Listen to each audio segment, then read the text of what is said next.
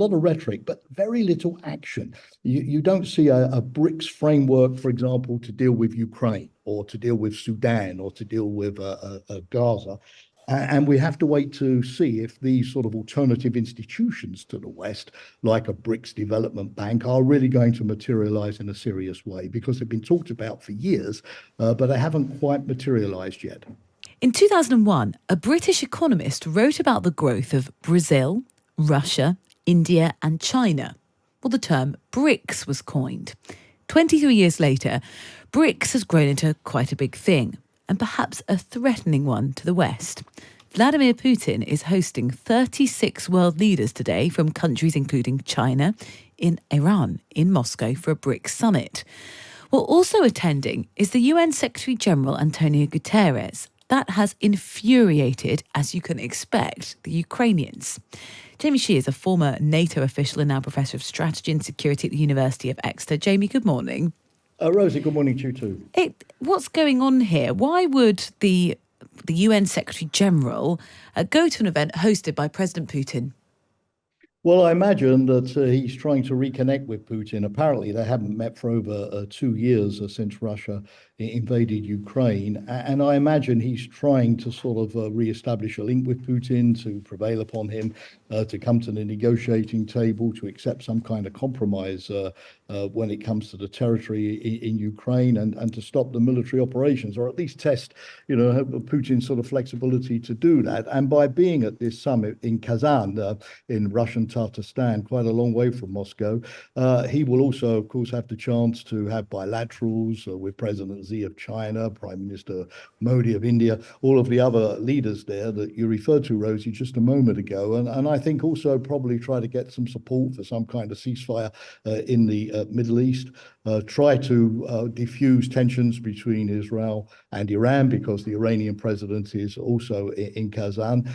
He recognizes that although the United States is still perhaps the dominant player in the world, all of these other countries in the BRICS are up and coming and want their place in the sun. And therefore, I think he's probably just trying to see what scope there is still for multilateral diplomacy. But yes, the Ukrainians are not at all happy with it, and they've made that reaction clear. Would you advise that be the best strategy, sort of trying to open up the diplomatic channel with President Putin right now? Well, no, but eventually there will have to be some kind of agreement in Ukraine.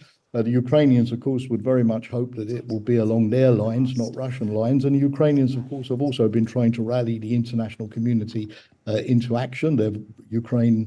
Ukraine's foreign minister has also been to China.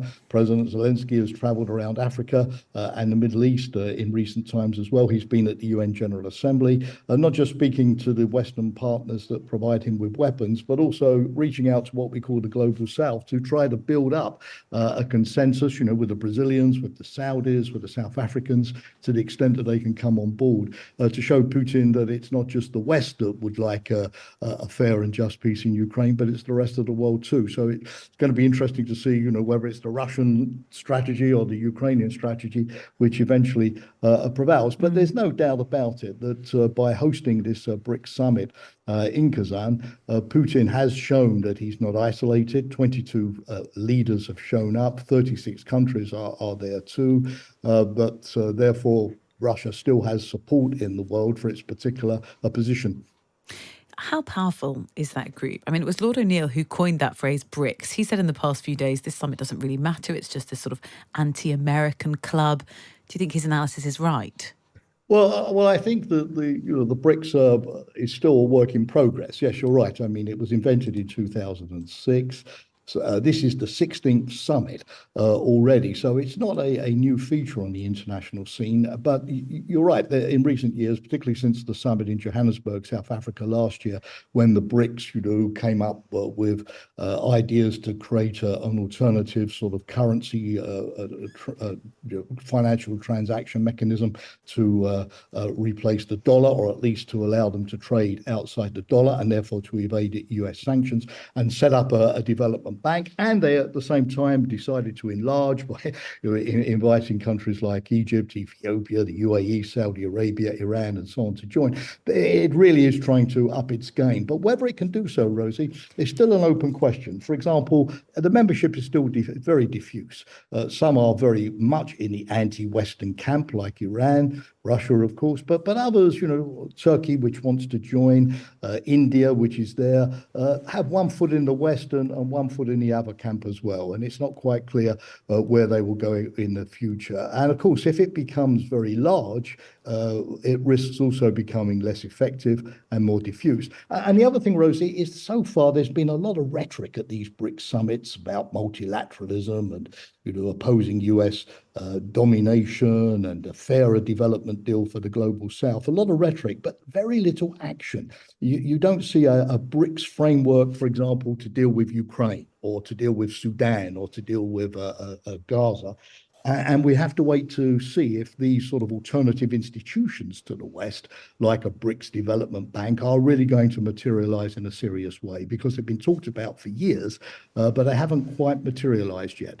Jamie, thank you so much. Jamie Shea, former NATO official, now Professor of Strategy and Security at the University of Exeter, as the BRICS summit gets underway. As I mentioned, that phrase coined because it stands for Brazil, Russia, India and China. But as Jamie's just laid out there, an ever expanding and potentially even broader category of countries.